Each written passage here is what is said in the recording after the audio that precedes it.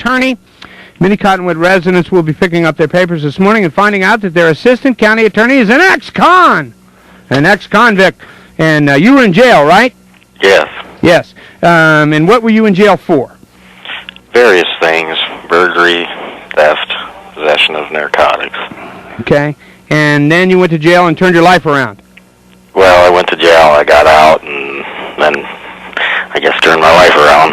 Yeah. You went to law school? I went to college, of course, first, and then law school. Yeah.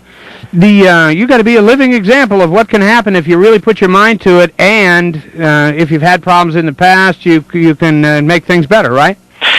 Well, I guess I am an example of that. Would you have rather had this never come out? Well, I would have rather had never done it in the first place. Okay. In light of that, would you have rather had this never come out? Well, it's a little hard to live that way.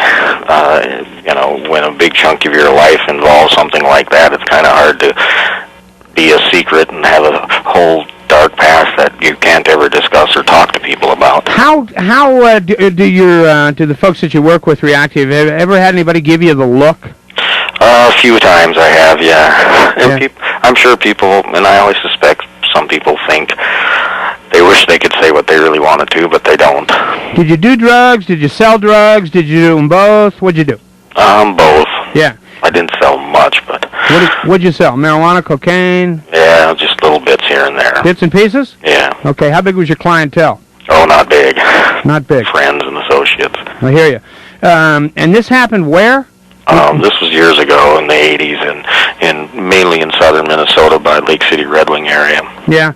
This is really quite a recovery that you've made. When you take a look at what happens with people and how, a lot of people go to prison and they don't accomplish post-prison what you've accomplished. I would assume that after everybody's done wolfing at you and they run your picture and put it in the paper and do all that stuff, you got to be proud of yourself.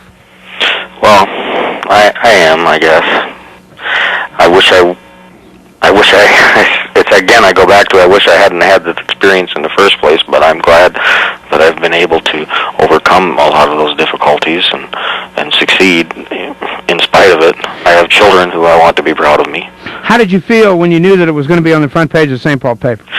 Well, actually, I didn't know it was going to be on the front page. I knew it was coming out, and unfortunately, the city I live in doesn't even get the Daily St. Paul. We only get the Sundays, so I've never even seen the article yet.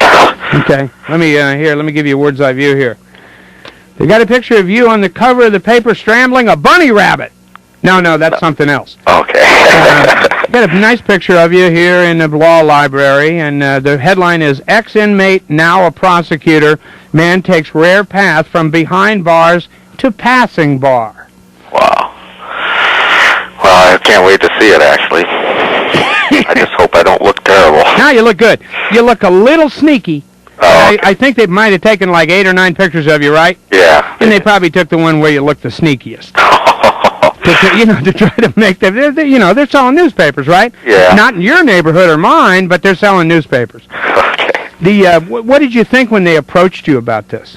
Well, they had actually done an article about me last year, before I was admitted to the bar while I was a clerk at the law school. So I had dealt with them before, but now that I'm in a different situation in this small town, I was pretty nervous about it. I was afraid that it might jeopardize my ability to stay and work and perform my duties here in this small county that we're in. I would think that when you take a look at what you did before, how old were you when you went to prison? 18, 19, 20. Yeah. And when you get out of prison, you have to start over. You go to school, you do this, you do that. And then I guess it's okay for the Pioneer Press to put this on the front page, but I think in light of how you've turned yourself around, they might have tucked this in the middle of the paper somewhere. Might have been better. Yeah, for sure. Telly Mamayak joins us in studio here this morning. Telly, do you have any questions for Mr. Pierce? Yes, I was wondering why you decided to come forward at this time. There's this big front page article now. Are you concerned about what constituents may think?